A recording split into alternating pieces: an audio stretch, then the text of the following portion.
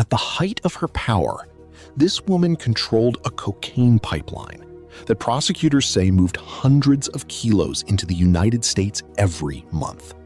And she is believed to have ordered the deaths of dozens of people, including members of her own inner circle. Investigators would later call her one of the most violent figures the drug trade had ever produced. And decades later, she would die on the same city streets where her story began, killed in the exact style of assassination she is credited with pioneering. By the end of this video, you'll know exactly how it happened. This is the story of Griselda Blanco. Most people who have heard her name know her only as a footnote in Narcos, or as a minor character in the legend of Pablo Escobar. But according to federal prosecutors and multiple journalistic investigations, Blanco was not a supporting player in the cocaine trade of the 1970s and 80s. She was one of its founding architects. Before Escobar became a household name, Blanco was already running smuggling networks between Colombia and the United States. Law enforcement officials who worked Miami's drug unit in that era have said in interviews and court testimony that the extreme violence associated with the cocaine boom, public assassinations, drive-by shootings, hits carried out from motorcycles, trace back to methods she is credited with introducing. That claim is why she earned the nickname that gives this video its title, the Godmother of Cocaine. Her story matters because it is, in many ways, the origin story of the cocaine Cowboys era, the period when Miami transformed from a quiet tourist city into the murder capital of America, driven almost entirely by drug money. Understanding how Blanco built her empire is understanding how an entire criminal economy was built from scratch, years before Escobar or the Medellín Cartel became global symbols of narco-trafficking. Griselda Blanco was born in 1943 in Cartagena, Colombia, and grew up in extreme poverty in Medellín. According to multiple biographical accounts, including reporting compiled for the documentary Cocaine Cowboys and later profiles by outlets such as the Miami New Times, her childhood was marked by violence and instability from the very beginning. She is alleged, according to later interviews with people who knew her, to have engaged in petty theft and pickpocketing as a child, just to survive. By her teenage years, she had reportedly moved into prostitution and document forgery, skills that, whether true in every detail or not, positioned her early for a life on the margins of the law. In her late teens, she married for the first time to a man named Carlos Trujillo, with whom she had 3 sons. That marriage is where investigators believe her involvement in trafficking began. First with small-scale smuggling, reportedly using forged passports to move people illegally between Colombia and the United States. It was a modest operation, but it gave her something far more valuable than money. It gave her a working knowledge of how to move things across borders without detection. By the early 1970s, Blanco had relocated to Queens, New York with her second husband, Alberto Bravo. This is where the story shifts from smuggling people to smuggling product. According to federal indictments filed later in the decade, Blanco and Bravo built a cocaine distribution network in New York City that, by some estimates cited in later court proceedings, was moving significant quantities of cocaine through the city by the mid-1970s. In 1975, New York prosecutors indicted Blanco and more than 30 associates on drug trafficking charges, one of the largest cocaine conspiracy cases filed in the city up to that point. Blanco fled back to Colombia rather than face trial, but the case reveals something important. Even at this early stage, she was not a minor player. She was already running an operation large enough to draw federal attention.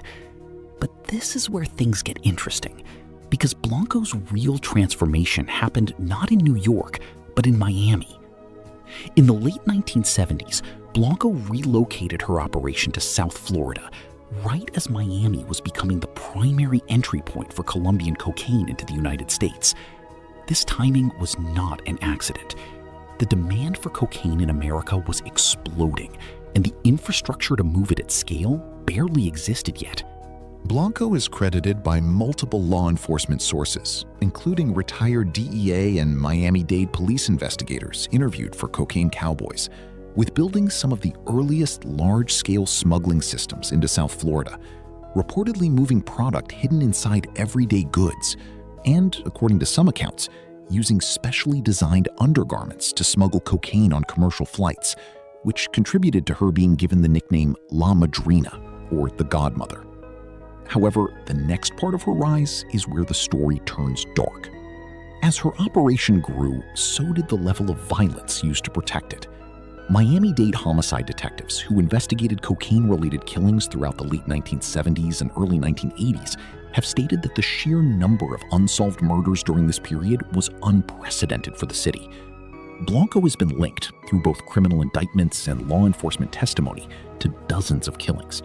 Though it's important to say clearly that not every death attributed to her in popular retellings was ever proven in court. What is documented is this. In 1985, U.S. prosecutors formally charged Blanco in connection with multiple homicides tied to her trafficking operation, including the killing of rivals and, according to court records, individuals connected to her own organization who were believed to be informants or liabilities. One of the most shocking parts of her story, and the detail most often repeated by investigators, is her alleged role in popularizing the motorcycle drive-by assassination as a method of eliminating rivals in South Florida. According to retired law enforcement officials interviewed in later documentaries, this method, a shooter riding on the back of a motorcycle, allowing for a fast, mobile, difficult-to-trace attack, became a signature of Miami's cocaine violence throughout the early 1980s, and multiple investigators trace its introduction in the region back to Blanco's organization. It's a detail that's hard to overstate, a criminal innovation born out of one woman's operation that shaped the entire aesthetic and reality of drug violence in an American city for close to a decade. The investigation that eventually brought her down was not a single dramatic raid, but a slow accumulation of pressure across multiple jurisdictions. Federal agents built cases against her in New York, Miami, and California simultaneously throughout the early 1980s. In 1985, she was arrested in California. Faced with an array of charges, including drug trafficking and conspiracy, Blanco eventually pleaded guilty to reduced charges in 1985 in exchange for a shorter sentence, avoiding trial on the most serious murder allegations against her, a plea deal that drew criticism from investigators who believed she deserved far more severe punishment. She would spend nearly 2 decades moving through the U.S. prison and legal system. In the early 1990s, she was formally charged with 3 counts of first-degree murder in Florida, tied to killings believed connected to her cocaine operation. But in 1998, prosecutors dropped those murder charges after key witnesses became unavailable or unreliable. One of the more controversial outcomes in the entire case, and a reminder that even documented criminal empires do not always end with full legal accountability. Blanco was eventually deported back to Colombia in 2004 after serving her sentence on the original trafficking-related charges. Here are some of the facts about her case that most people never learn. At the peak of her operation in the late 1970s and early 1980s, Blanco's network is believed, according to federal estimates cited in later reporting, to have generated tens of millions of dollars a month in drug proceeds. She was married 3 times, and according to court testimony, 2 of her husbands died violently, allegedly connected to disputes within the drug trade. She had 4 sons, 3 of whom were killed in drug-related violence over the following decades. The 1975 New York indictment against her remains one of the largest cocaine trafficking cases filed in the city up to that point in history. Miami's murder rate in the early 1980s, at the height of the cocaine wars she helped fuel, made it briefly the most dangerous city in the United States. And despite decades of investigation across 3 states, she was never convicted of a single homicide, only trafficking-related offenses. Blanco's story is part of a much larger pattern in how the modern drug trade was built. She predates Pablo Escobar's rise to power, and several biographers and investigators have suggested that some of the smuggling routes and tactics used by the Medellín cartel in the 1980s were built on groundwork laid by traffickers like Blanco in the previous decade. Her case also pushed U.S. law enforcement to begin treating drug trafficking organizations as organized crime networks, requiring coordinated, multi-jurisdictional investigation, an approach that would define the DEA's strategy against cartels for decades afterward. In the end, Griselda Blanco's story circles back on itself in a way that feels almost impossible to script. After being deported to Colombia in 2004, she lived a relatively quiet life in Medellín for 8 years. Then, in September 2012, she was shot and killed outside a butcher shop by a gunman riding on the back of a motorcycle, the same method of assassination she is remembered for introducing to Miami streets decades earlier. She was 69 years old. Her killer was never identified or caught.